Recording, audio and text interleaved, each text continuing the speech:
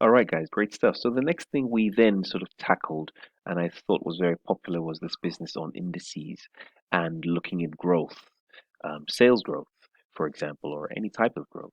And what you have here is that you have prices, for example. So you have a situation where here you have year one and you have a kind of index. So we know that in year one, the index has been set at 100. Actually, this is a lovely question because we know that if you like, this is a kind of index or a scale, and prices are currently 120,000. Think of it as a house or something, 120,000. And the first question here is that they're telling you the volume. So we always go with volume first because generally you want to look at the increase in volume growth first before you now talk about the price growth of those things that have the new items that we're dealing with, right? So um, that's the first point. The first thing here is that we have a volume growth in terms of we're sold more, if you like, from one year to the next. So really, I suppose it feels straightforward. I hope that going from 100 to 102, that is a 2% growth, right? On year one, a 2% growth, right? And I suppose a 2% growth, if you like, if I'm talking about 2% growth from here, if 120,000 is equal to 100%, I'm looking for what is 102. In effect, what is this? So really, I suppose from a math point of view, if you said 120,000 was the same as 100% and you're wondering what 102 is, the first thing you want to do is divide both sides by 100 and then multiply by 102, right? So which in effect, what you're really doing is 102 over 100 times 120,000. I mean, that is the sort of 2%, if you like, added on top of that, isn't it? Sometimes you get people just sort of saying 1.02 times 120,000 because that's the 2% and that's the whole in itself. However you look at it, I think it's important to sort of make sure you're comfortable with that process. So this is the first part, that you actually grow in volume from here to here. So whatever answer we get, we will have here. So let's first of all do that. And then we have here 1, 0, 1.02 times 120,000. And we have here 400.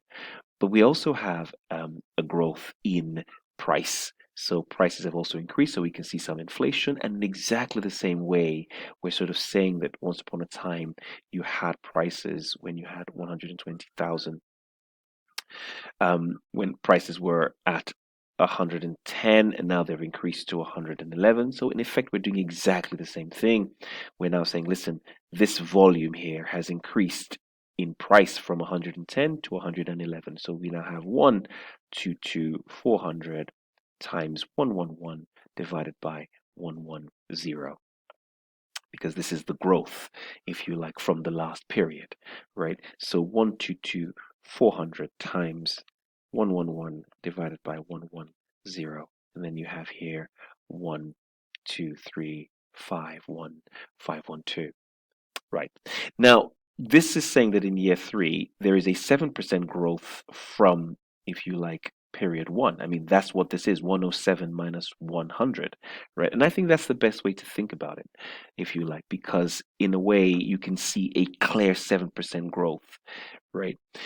Because it's 107 divided by 100. Let's say where you have a price growth of 112 divided by 110. So hopefully you can see that connection. So just to give myself some space, I am literally sort of, for this one, literally asking to know what that volume growth is. So that volume growth in effect really is 107 over 100 times, again, 120,000, because it is a 70% growth from here, from this original point. And thankfully that works. That's the same thing here as well. So 107, or if you like 1.07, you can look at it that way, times 120,000. 1.07 times 120,000 gives you 128,400. Yeah, let me just do that properly, get my pen in there. 128,400. And we're doing exactly the same thing. We're saying that we can see a price growth here of, if you like, 128,400 times 112 divided by 110. I mean, you could have compared it with year 2, but we have year 1, which are nice numbers. So that's safer to go with. Well, not safer, but it's easier in terms of the math. Times 112 divided by 100. Sorry, divided by 1.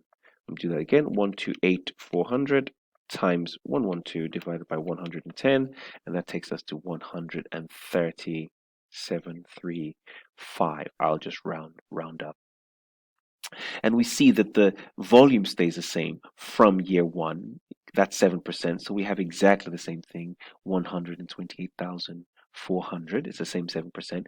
But the price change is, if you like, 113 on 110, right? That's the increase that we see there. So I have here for year 4 a price change on this same volume that has not changed from year 3 to year 4.